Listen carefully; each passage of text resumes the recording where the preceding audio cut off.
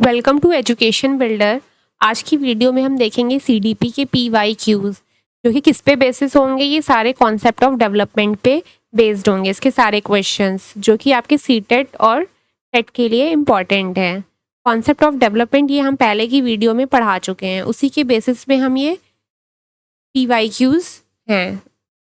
सबसे पहला क्वेश्चन है, a new born body first gains control of its head in around 2 months। सबसे पहले वो अपना सर का कंट्रोल 2 महीने में कर लेता है। फॉलोड बाई अदर ऑर्गन्स, उसके बाद बाकी सारे ऑर्गन्स का कंट्रोल उसके पास आता है। This type of development in humans is called. तो इस तरह के डेवलपमेंट को क्या कहते हैं? सबसे पहला जनरल टू स्पेसिफिक। ये सारे प्रिंसिपल्स हैं, general to specific, proximo distal, gradual और सेफेलोकॉर्डल। तो proximo distal, general to specific, ये सारे उसके प्रिंसिपल्स हैं, जिसमें सबसे पहला क्या होता है, जनरल टू स्पेसिफिक, यानी पहले बच्चे के पास आर्म का कंट्रोल आता है। जैसे उसके पास पहले हाथ का कंट्रोल आएगा, फिर वो फिंगर्स पे कंट्रोल करना सीख जाता है। प्रॉक्सिमो डिस्टल, जिसका मतलब क्या होता है, सेंटर टू एक्सट्रीमिटीज या पेरिफेरी।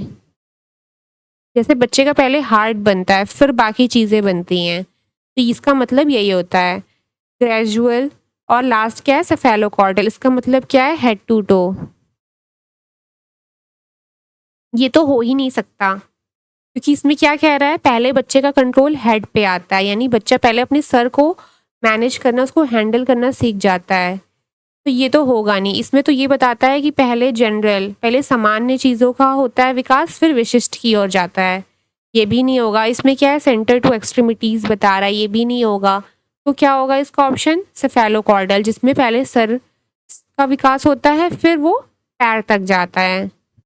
दूसरा क्वेश्चन, डेवलपमेंट प्रोसीड्स फ्रॉम। इसके पहले हमने सीखा ही था इसके कौन कौन से प्रिंसिपल होते हैं। सबसे पहला जनरल टू स्पेसिफिक, हमने उसमें देखा ही है, तो इसका आंसर क्या होगा, जनरल टू स्पेसिफिक। कॉम्प्लेक्स से हार्ड ये तो होगा नहीं, क्योंकि दोनों की मीनिंग एक ही होती है। स्पेसिफिक टू जनरली, तो इसका रिवर्स हो गया। सिंपल और इजी ये भी नहीं होगा, तो इसका आंसर क्या होगा, general to specific. In the context of cognitive development, in the context of cognitive development in early childhood, what is the theory of mind development? तो सबसे पहला क्या है, it reflects brain maturation and improvements in cognition. Hereditary and environmental influences play a large part in development. यानी यह मस्तिष्क की परिपक्वता और संज्ञान में सुधार को दर्शाता है। यह आनुवांशिक और पर्यावरणीय प्रभाव विकास में एक बड़ी भूमिका निभाता है। तो दूसरा तो हो गई, क्योंकि हेरिडिटी और इन्वायरमेंट ये दोनों बच्चे के विकास में बहुत असर डालते हैं। अगर उसके माँ बाप का दिमाग अच्छा है या वो लोग ज़्यादा अच्छे हैं, तो बच्चा भी अच्छा ही होता है। और इन्वायरमेंट कैसे, अगर बच्चा बहुत अच्छे इन्वायरमेंट में पल रहा है, तो उसके हर तरह के विकास में बहुत असर डालता है, तो कॉग्निटिव डेवलपमेंट पे भी असर डालेगा। तो हमारा सेकंड वाला ऑप्शन तो हो गए, और फर्स्ट भी होगा। फर्स्ट क्यों होगा, क्योंकि क्या होता है, जो मस्तिष्क की परिपक्वता और संज्ञान में सुधार को दर्शाता है, वो क्या होता है, वो कॉग्निटिव डेवलपमेंट ही तो दिखाता है कि बच्चे का जो ब्रेन है वो मैच्योर हो जाता है और धीरे धीरे वो चीज़ों को समझने लग जाता है। मतलब जो बच्चा पहले है, वो जब बाद में बड़ा होता जाता है, तो उसके दिमाग में चीज़ों को समझने की शक्ति आ जाती है, मतलब ब्रेन मैच्योर होने लग जाता है। तो इसका आंसर क्या होगा, फर्स्ट भी होगा। तो इसलिए इसके दोनों आंसर होंगे, both 1 and 2। Children are able to hop, skip, gallop and jump at the age of. ये कौन सी एज में होता है? सबसे पहला क्या है, 0 से 2 ईयर्स, 2 से 6 years, 6 to 12 years, 12 to 18 years. 0 से 2 में क्या होता है, बच्चा सिर्फ चलना सीख पाता है, उसमें बाकी सारी चीज़ों का इतना नहीं विकास हो पाता कि वो दौड़ने लग जाए, कूदने लग जाए, तो ये सब चीज़ों का नहीं विकास हो पाता 0 से 2 ईयर्स, यानी 0 से 2 साल के बच्चे में इतना विकास नहीं हो पाता। ये सब चीज़ें कब आती है बच्चे के अंदर? ये सब चीज़ें बच्चे के अंदर 3 साल में आती हैं, जब ये सारी लोकोमोटर स्किल्स के अंदर आ जाता है, जिसमें बच्चा भागने लग जाता है, दौड़ने लग जाता है, जंप करने लग जाता है, स्किप करने लग जाता है, हॉप करने लग जाता है। 0 से 2 साल में क्या आता है? बच्चा सिर्फ क्रॉलिंग करना सीखता है, बच्चा चलना सीखता है। वो भी कब? 2-3 स्टेप्स ही चलता है। 2 से 3 स्टेप्स ही बच्चा चलना सीख पाता है। कब? जब वो 1 से 1.5 साल का हो जाता है। तो इसका आंसर क्या होगा? 2 से 6 साल। 6 से 12 क्यों नहीं होगा? क्योंकि इसमें तो बच्चा और अच्छे से ग्रो हो जाता है, मैच्योर हो जाता है, और इसमें भी। तो इसका आंसर क्या होगा? 2 to 6 years. In the context of physical development in early childhood, which of the following statement describes motor skills? इनमें से कौन सा मोटर स्किल को डिस्क्राइब कर रहा है या बता रहा है? तो सबसे पहला क्या है? Gross motor skills involve large muscles like running and jumping, and fine motor skills involve the small muscles and eye-hand coordination like drawing pictures. Gross का मतलब क्या होता है? जिसमें बड़ी मसल्स काम कर रही होती हैं। तो बड़ी मसल्स किस में काम कर रही होती है? दौड़ने में, जंपिंग में, खड़े होने में। इनमें क्या होता है कि बड़ी मसल्स काम करती हैं, जबकि फाइन मोटर स्किल्स में क्या होता है? छोटी मसल्स काम करती हैं।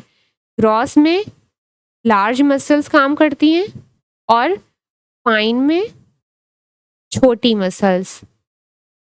तो ये दोनों ही आंसर सही लिखे हुए हैं, क्योंकि जो ग्रॉस है उसमें बड़ी मसल जैसे रनिंग हो गया, जंपिंग हो गया, तो ये सब आ जाएंगी ग्रॉस में। वहीं फाइन में छोटी मसल्स काम करती हैं, तो इसीलिए दोनों आंसर्स हमारे सही हैं। इसमें और क्या क्या हो सकता है? इसमें आ जाएगा स्विमिंग, क्रॉलिंग, ये सब आ जाएगा। जबकि इसमें ड्राइंग के साथ साथ हमारा आ जाएगा राइटिंग, और क्या आ जाएगा? ईटिंग। तो ये सब छोटी मसल्स होती हैं जो काम करती। तो इसका आंसर क्या होगा? Both 1 and 2। क्या होगा? Both 1 and 2। Which among the following can be considered as the characteristics of development of a 7-year-old learner? तो इसमें से कौन सी कैरेक्टरिस्टिक है जो ये बता रही है कि बच्चे में 7 साल में ये चीज़ आ जाती है? जैसे कि आपको पता है कि जीन प्याजे उन्होंने बताया है कि बच्चों का जो डेवलपमेंट है वो 4 स्टेजेस में होता है। किस में होता है? 4 स्टेजेस में होता है। उन्होंने ये बताया, जैसे सबसे पहला सेंसरी मोटर, जो कि 0 से 2 साल तक के बच्चों का होता है। इसमें क्या होता है? बच्चे अपने सेंसेस के से ही चीज़ों को समझते हैं, छू के, देख के, महसूस करके, इन सब चीज़ों से ही बच्चे समझते हैं, चीज़ों को याद करते हैं। उनके पास कोई ऐसी ऑब्जेक्टिव रियलिटी का कोई आइडिया नहीं होता है। फिर आता है हमारा प्री कन्वेंशनल। इसमें क्या होता है?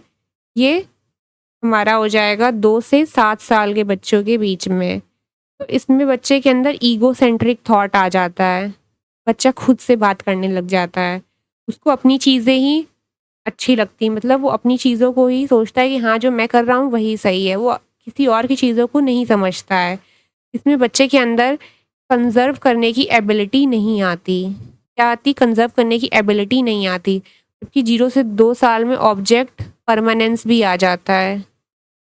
मतलब अगर आप कोई चीज़ बच्चे को दिखाएं और उसके बाद उसके सामने से हटा ले तो बच्चा रोने लग जाएगा, क्योंकि उसके अंदर क्या आ जाएगा? Object permanence.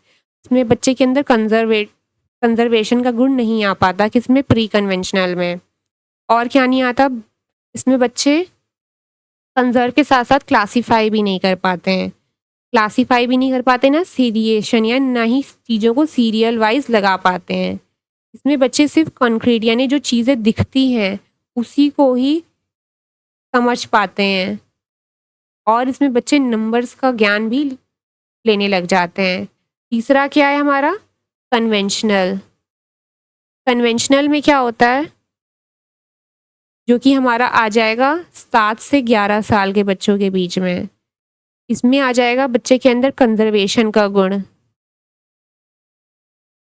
कंजर्वेशन का गुण, क्लासिफिकेशन का गुण और हमारा सीरिएशन का गुण। तो ये सारी चीज़ें बच्चों के अंदर आ जाएंगी। इसमें बच्चा जो है वो रिवर्सिबिलिटी का भी गुण आ जाता है बच्चे के अंदर। रिवर्सिबिलिटी यानी अगर बर्फ़ से पानी बन रहा है तो पानी से बर्फ़ भी बनेगा, ये बच्चा समझने लग जाता है। बल्कि इसमें क्या है, इसमें बच्चे के अंदर रिवर्सिबिलिटी का गुण नहीं होता, यानी इरिवर्सिबिलिटी होती है। यानी वो समझ नहीं पाता कि अगर बर्फ़ से पानी बन रहा है तो पानी से ही बर्फ़ बनेगा, वो चीज़ उसको नहीं समझ में आती। और लास्ट क्या है हमारा, लास्ट है हमारा फॉर्मल ऑपरेशनल।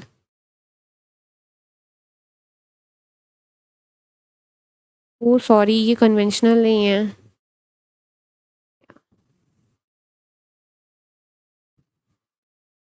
ये हमारा, सॉरी, ये कन्वेंशनल नहीं है, ये कंक्रीट ऑपरेशनल है।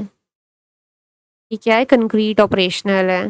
इसी तरह ये भी प्री ऑपरेशनल है, थोड़ा सा गलत हो गया, उसका याद आ गया था, कोलबर्ग का। प्री ऑपरेशनल है तो इसको अच्छे से देख लीजिएगा। प्री ऑपरेशनल और कंक्रीट ऑपरेशनल ये है, गलत हो गया था। इसी तरह फॉर्मल ऑपरेशनल में क्या आ जाएगा, फॉर्मल ऑपरेशनल में हमारा बच्चे के अंदर आ जाएगा कि वो एब्स्ट्रैक्ट चीज़ों को समझने लग जाएगा।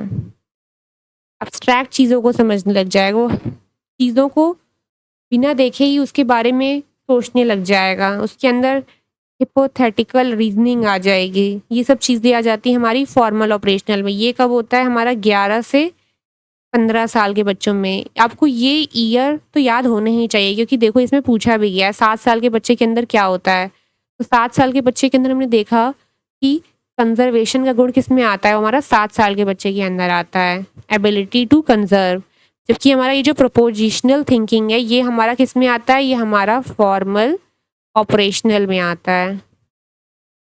फॉर्मल ऑपरेशनल जो कि 11 से 15 साल के बच्चे के बीच में होता है। Ability to deal with hypothetical situation, ये भी लास्ट स्टेज में ही आ जाता है, फॉर्मल ऑपरेशनल। जो जीन पियाजे ने स्टेजेस दिए हैं, तो इसके हिसाब से इन्होंने बताया है कि जो डेवलपमेंट है वो कॉन्टीन्यूअस नहीं होता। क्योंकि इन्होंने जब स्टेजेस दे दी तो इसका मतलब यही है कि जो डेवलपमेंट है वो कॉन्टीन्यूअस नहीं होता है। फिर next question, growth and development क्या होते हैं। ग्रोथ एंड डेवलपमेंट कॉम्प्लीमेंट होते हैं एक दूसरे के, या कॉन्ट्राडिक्टरी होते हैं, या सिमिलर होते हैं एक दूसरे के, या पैरेलल टू ईच अदर होते हैं। तो जैसे ग्रोथ का मतलब होता है कि increase in size, height and weight of a child, वहीं डेवलपमेंट का मतलब क्या होता है, ओवरऑल डेवलपमेंट।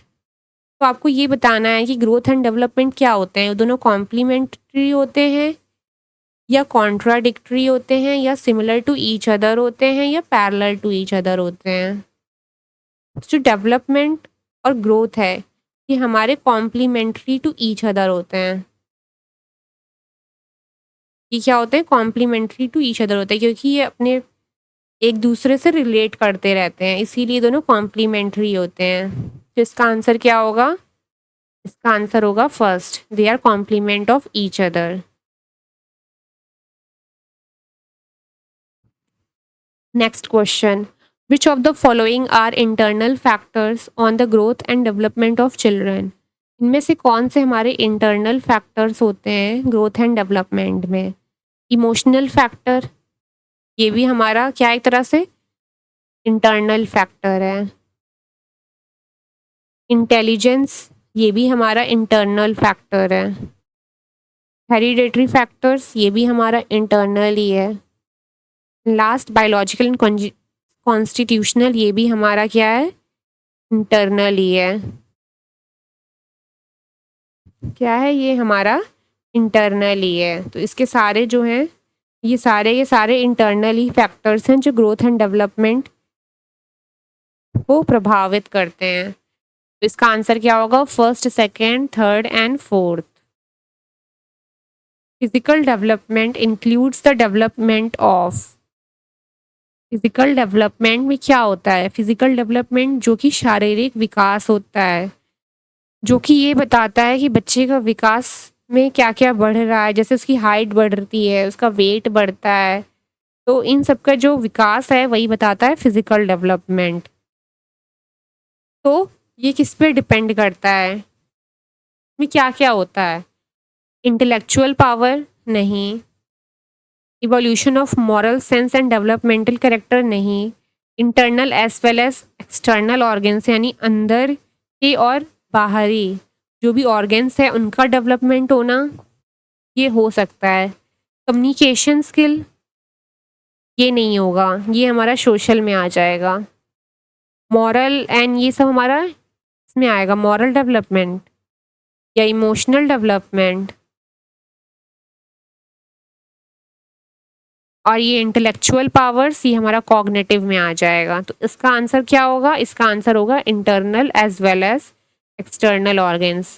फिजिकल डेवलपमेंट का मतलब ही यही होता है कि ऑर्गन्स, आंतरिक और बाहरी ऑर्गन्स का विकास होना। Role of environment in child development is best reflected by, यानी क्या कह रहा है? बाल विकास में वातावरण की भूमिका, बाल विकास में वातावरण की भूमिका कैसे सही रूप से रिफ्लेक्ट कर रही है या प्रतिबिंबित होती है? सबसे पहला टेम्परामेंटल टेंडेंसीज यानी स्वभावगत प्रवृत्तियाँ। दूसरा पर्सनालिटी डिस्पोजिशन, व्यक्तित्व की प्रकृति। तीसरा प्राइमरी रिएक्शन पैटर्न्स या चौथा हैबिट फॉर्म। तो होता क्या है इसमें? हैबिट फॉर्मेशन, यानी बच्चे की कैसी हैबिट है, वो कैसे उठ रहा है, बैठ रहा है, वो कैसे सोशली इंटरेक्ट कर रहा है, तो ये सब चीज़ें दिखती हैं इन्वायरमेंट से। तो इसका आंसर क्या होगा? Habit formation. अगर आपको वीडियो पसंद आई हो तो लाइक करें, शेयर करें, सब्सक्राइब करें। Thank you for watching the video.